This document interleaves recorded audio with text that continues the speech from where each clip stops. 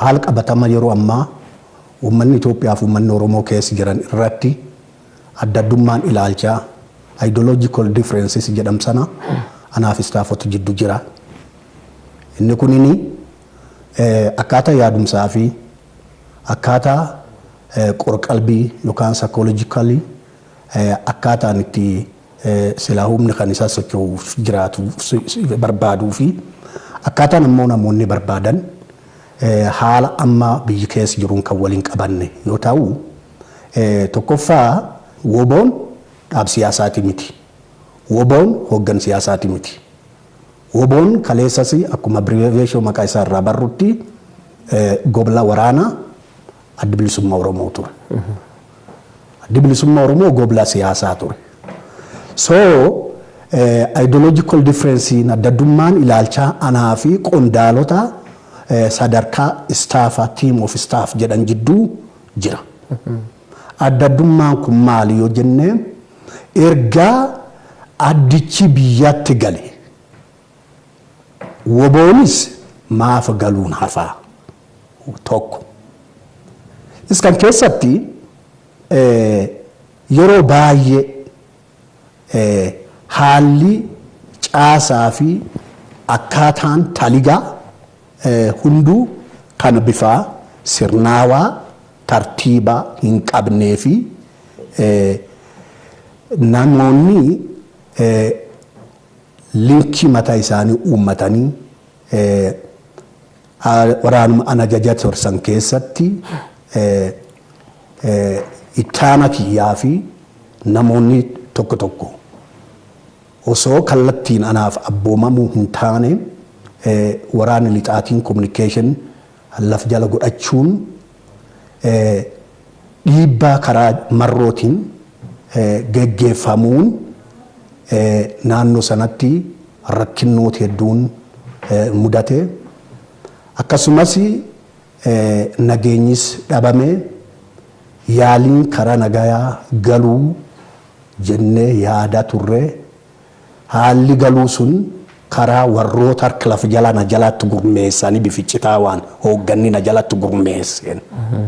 Tarii goollichi waraan kan dhiibee fudhate gar biyyaatti hin galaa kan jedhuun calqabirraa ilaalchi akkasii shakkisiisan gar hoogganaatii waan narra tureef akkasumas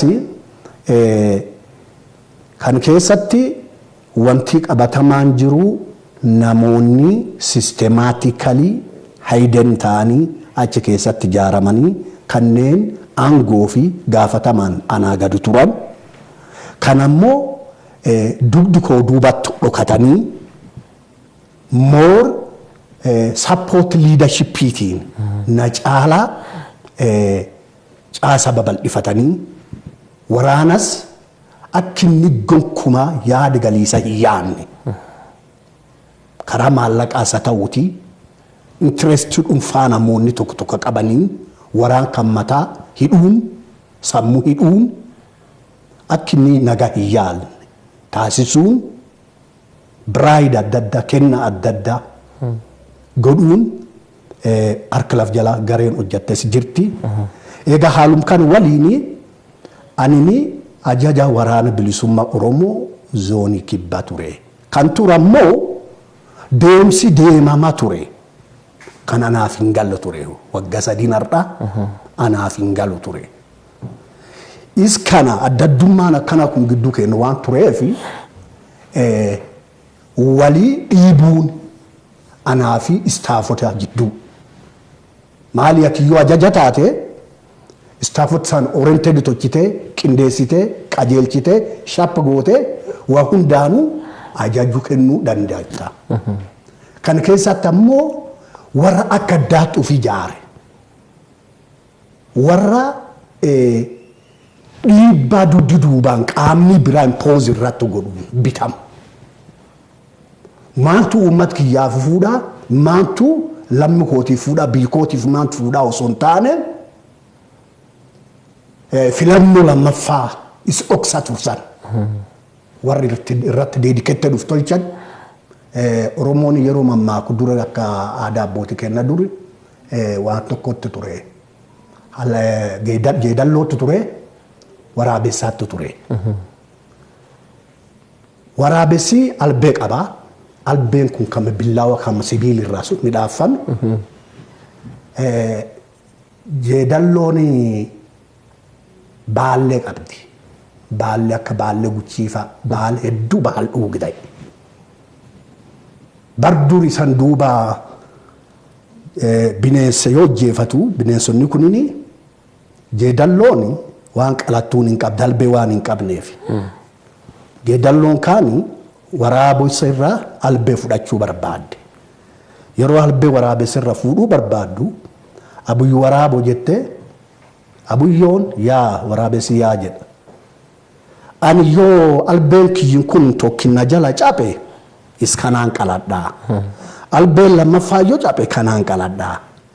Albeen kan kee tokko yeroo inni caphati maaliin qaladhaa jettee waraaboo gaafatte. Waraabettiin daalleedha. Jeedalloon abshaaltuudha. Dhugaa baantee maaloo yaa abuyyoo albee kana sii kenna mee baallee kan kee dhuugsannaa kennii jedheen. Akka yoo tokkinarra capu tokkoon qaladhu.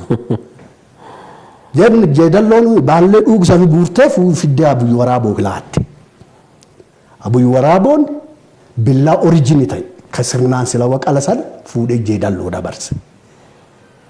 Amma kan jechuun wanni kan jenneefi baalleen kunini inni cabu tokko yoo cabu tokkoon qaladhaa inni tokko yoo cabu tokkoon qaladhaa akka jedhamu sana mammaaksa Oromoo keessatti. Yoo karaa nagayaa kun hin deemsisuu baate oltaanatiiv meeshaa akka jiraatu karaa tokko woboon haa fuutii haa galu jedhanii karaa biraatiin ammoo karaa dhoksa ta'e karaa if ta'e karaa uummata Oromootii if ta'e karaa addunyaa if ta'een miidiyaa televiizyinii dura ejjanii foddaa televiizyinii keessa mul'atanii woboon haa galuutii jedhu. In another hand harka lammaffaan ammoo isa haa galu jedhan sun namni hunduu dhagayeera.